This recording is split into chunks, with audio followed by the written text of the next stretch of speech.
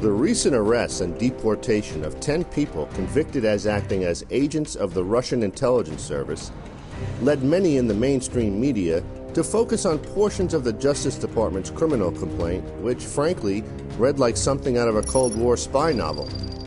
Coded messages, dead drops, high-tech secret exchanges of information and money, disappearing ink, and, of course, the James Bond-esque Russian beauty. One alleged member of the spy ring, the so-called paymaster, as of this production remains on the loose after skipping out on bail granted by a judge on the Mediterranean island of Cyprus. The case ended on July 9th with the largest deportation and exchange of spies between Moscow and the United States since the Cold War. And while it may have made for an intriguing story on a slow news day, intelligence professionals seem genuinely surprised and amused by the size and ineptness of this latest Russian effort to uncover valuable information. In an era when so much sensitive and even classified information is leaked to the press and online websites and can be gleaned from open sources, intelligence professionals seem genuinely perplexed by the effort put into such an amateur group for the purposes of obtaining information that could have just as easily been gleaned from the Washington Post. Some still question whether there is more to the story than meets the eye.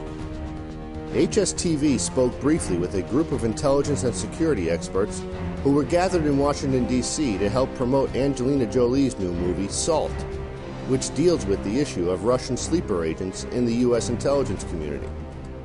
Among those we spoke with were Oleg Kalugin, the former head of the Soviet KGB in the United States, James Woolsey, a former director of the CIA, and Tom Ridge, the nation's first Secretary of Homeland Security. Here's what they had to say.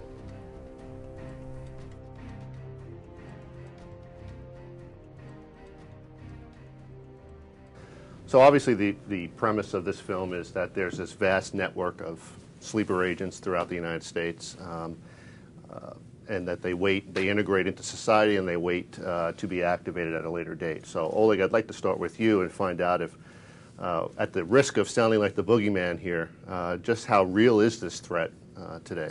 Are you talking about the movie or the real facts? The real facts. The real facts are, have been recently made public about the Russian spy network, the illegals, so-called, who used false, documents and pretended to be loyal American citizens.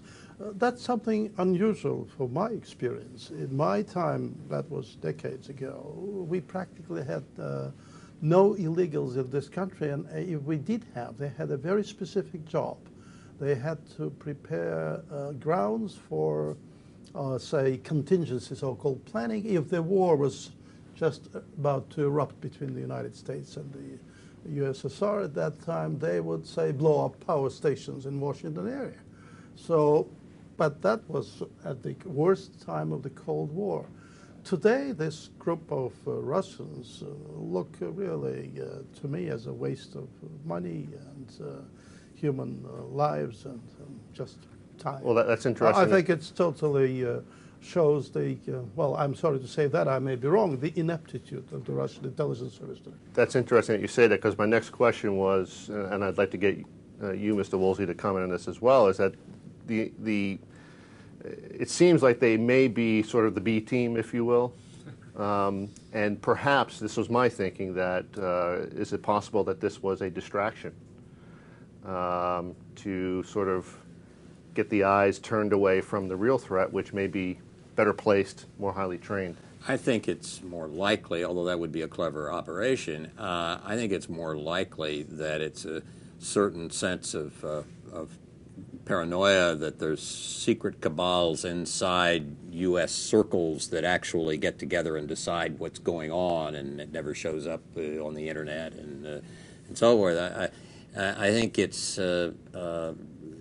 probably some mentality of that sort, plus being with Putin and the job and all of the Siloviki, the former KGB people running things in the Kremlin, the KGB may have more money than it knows what to do with, and one example is that it feels relaxed and wasting it spying on suburban management consulting firms. So who knows? But we'll see. We may learn something really very nefarious about this. We'll just have to wait and see what happens. Governor Ridge, were you surprised, as the former Secretary of Homeland Security, that these individuals were allegedly trying to infiltrate policy, decision-making circles, as opposed to technology secrets, trade secrets, economic secrets? Because that seems to be my understanding of the I think the Russians could probably save them a lot of money if they just subscribed to the New York Times, the Washington Post, and read them. I mean, my colleagues have been in that profession much longer than I, but just the notion that where they looked to infiltrate and the kind of information they would glean from that infiltration seemed to be rather strange to me and of very little value. But obviously, or hopefully there's more to it than that. I might have let them play it along a little bit and seen if the network's even bigger, but there's a reason they pulled the trigger on them, and we may never know it. Right. Final question would be, Oleg, and my time is up, I'd like to know, how has the successor organization, how does it differ, the successor organization, the KGB, how does it differ from when KGB was operating in? Different targets, different tradecraft?